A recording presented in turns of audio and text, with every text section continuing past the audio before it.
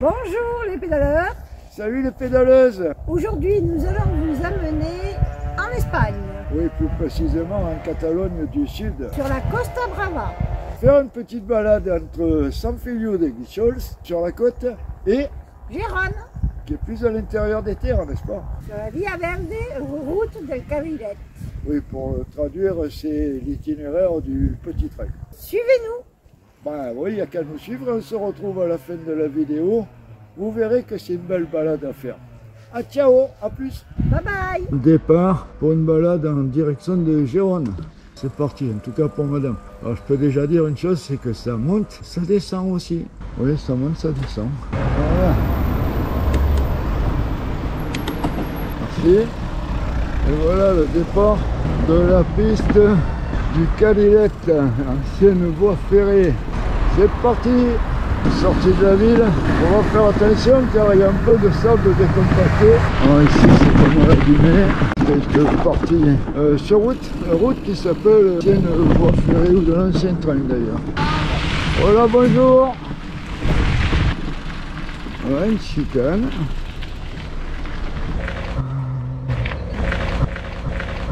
On a fait 2 km et on a déjà tombé un peu vent, plus manchonde. Il fait chaud, passage souterrain pour traverser la route. Donc on va se retrouver de l'autre côté, bien entendu. Bon, ça a l'air bien sympa pour le moment. De la verdure, malgré la sécheresse, c'est vraiment pas mal. Voilà, on va chercher un peu la signalisation. Il n'y en a pas d'ailleurs. On va essayer d'éclaircir tout ça. Santa Cristina et Gérone, bon, apparemment c'est à gauche. Et elle est aussi indiquée Eurovélo 8, la route de la Méditerranée. Ah, ça croirait presque sur le canal du Midi avec les platanes. On rappelle de l'ancien train qui était donc ici, petite voie plus ou moins métrique. Donc c'est la gare, je suppose, de San Feliu. Rectification, la gare de Castelldarro. Allez, on continue. Et on retrouve du compacté ou de la terre. Toujours un ancien pont, de la voie ferrée bien entendu. Une ancienne gare à nouveau. Ça c'est Santa Cristina d'Arro.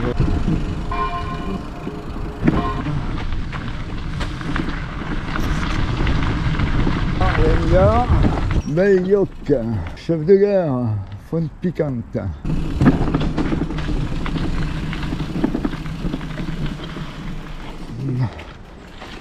Ah, suivi d'un petit pont. Bifurcon. Une portion qui longe la route et ça monte en plus. Oui, une ruine là. Toujours. Ça monte. C'est un petit pont. Et là, on va avoir une super belle montée. Vous voyez ce que je veux dire? Et je mets le moteur. Je suppose que c'est le passage du col. Et ensuite, ça sera vallonné jusqu'à Gérone. Que Maria a réussi à le monter sans mettre le pied à terre, c'est bizarre.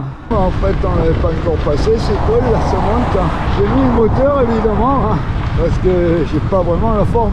Pas du tout. Allez, petite pause à l'ombre peut-être, en attendant Maria qui galère son moteur. Et ça continue à monter. Voilà. Ah, elle est courageuse, hein, parce que ça monte vraiment. Hein. T'es sur le gros plateau? Ouais. Ah, t'es folle. Bon. Ça va pas très vite, n'est-ce pas? Petit détail, on a quand même aussi du vent de face, ce qui n'arrange pas les choses. Voilà, je pense qu'on arrive à la gare principale, à Llagostera. Par ici, c'est un peu plus plat. Des tournesols cramés au soleil. La Flovélo, ça me rappelle la Flovélo avec les champs de maïs à gauche et à droite qui limitaient la visibilité sur le paysage. Petite zone boisée, ça monte un petit peu, un petit pont, gros pont. C'est une zone très agricole ici. Là. Je pense qu'on va arriver à Casa de la Selva dans pas très longtemps. Jolie côte qui nous attend là-bas. Une sacrée belle montée qui va être suivie d'une sacrée belle descente. Gare de Casa de la Selva.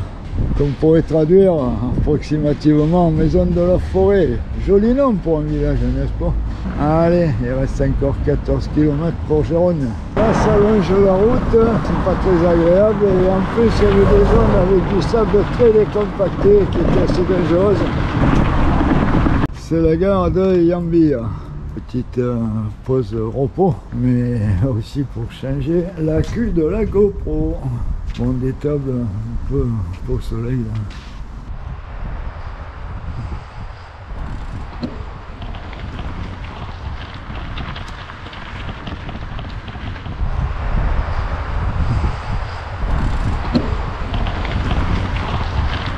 Une zone industrielle, peut-être qu'on arrive au village de Carte.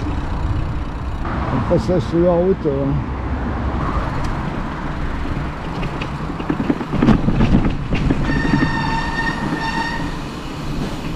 La gare de Carte. Bon, ici, il y a des travaux, c'est un peu la merde de traverser de ce village. Voilà, allez hop, on continue. C'est assez bordélique, il faut dire, cette route del Calidette, ce qui veut dire itinéraire de la voie ferrée. Franchement, moi, je me faisais une joie de le faire, mais c'est pas aussi top que ce qu'on pourrait le croire. Hein. Ça a vieilli ce truc-là. On reprend les petits chemins ensablés. C'est la campagne et ça se sent, mais ça ne sera pas enregistré dans la caméra. Un petit pont, voire même un gros pont, un long pont. Je me faisais une joie de faire cet itinéraire là du Calilette et franchement je suis un peu déçu quoi. La voie verte a un peu beaucoup vieilli. Pour moi les panneaux c'est pas toujours net et alors certaines intersections dans les villes et les ronds-points c'est carrément dangereux. Dans quelle ville sommes-t-on? Il y avait notre village. Pour la gauche là, tu as vu un panneau toi? Et puis ça monte encore évidemment. Ça va être temps de trouver un petit resto là, pour faire la pause et se restaurer. On arrive à Gérone. C'est marqué là sur le panneau. On voit une carte, menu diarrhée. 12 €, bon, on peut toujours aller voir, mais c'est là-bas je crois. Et là il y a quelques panneaux solaires devant la maison, les immeubles en tout cas. On va aller voir ce qu'il y a à manger là.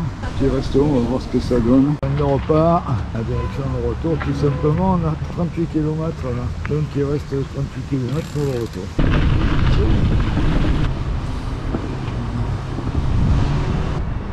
Ben, on va regarder là justement. Quand j'ai fait le plein, je l'ai payé 60 francs.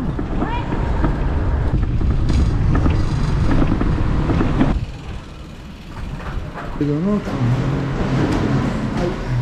Nous sommes de retour. Qu'as-tu pensé de ce trajet?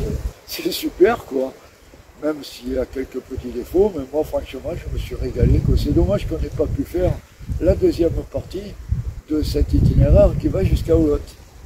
Et toi, qu'est-ce que tu en as pensé? Moi j'ai également énormément apprécié ce dépaysement. Moi j'ai trouvé ça super, malgré que le revêtement soit vieillot ou trop utilisé ou trop fréquenté. Ça monte, ça descend, sinon à faire.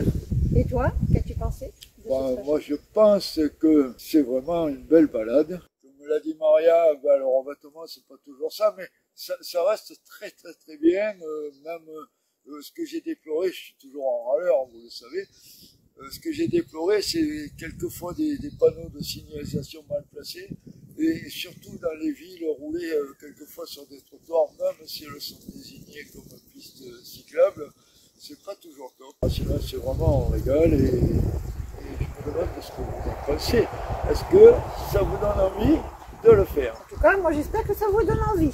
Petite précision, cet itinéraire de la route del Calilette, pour ne pas l'oublier, va jusqu'à Oulotte normalement, c'est-à-dire un peu plus haut dans la montagne, dans les Pyrénées.